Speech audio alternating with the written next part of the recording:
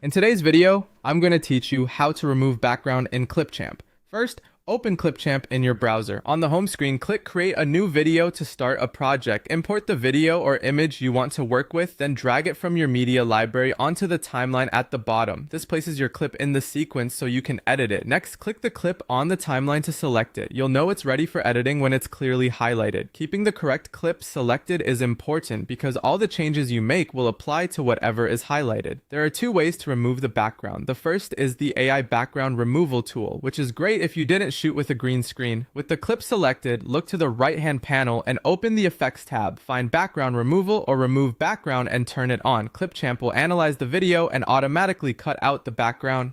Give it a moment to process. If your subject is well lit and stands out from the background, this method usually produces a clean result quickly.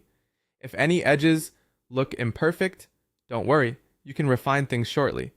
The second method is green screen, also called chroma key, which works best if your background is a solid color like green. Again, select the clip, go to Effects, then choose green screen. Pick the background color, typically green, and use the controls to dial it in. Increase threshold to remove more of the colored background, adjust color tolerance to handle variations or shadows, and soften the edges to reduce harsh outlines.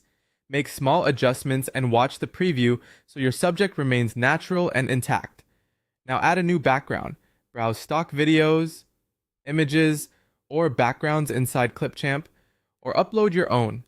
Drag the background onto the timeline and place it on a track below your main clip.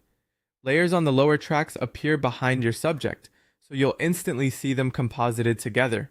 Refine the look by resizing or repositioning your subject in the preview canvas. A subtle shadow or a touch of blur on the background can add realism and depth. If you notice any rough cutout areas, return to the effects settings and nudge the controls until the edges look clean. Preview your video from start to finish. Play it back and look for flicker, halos, or missing details.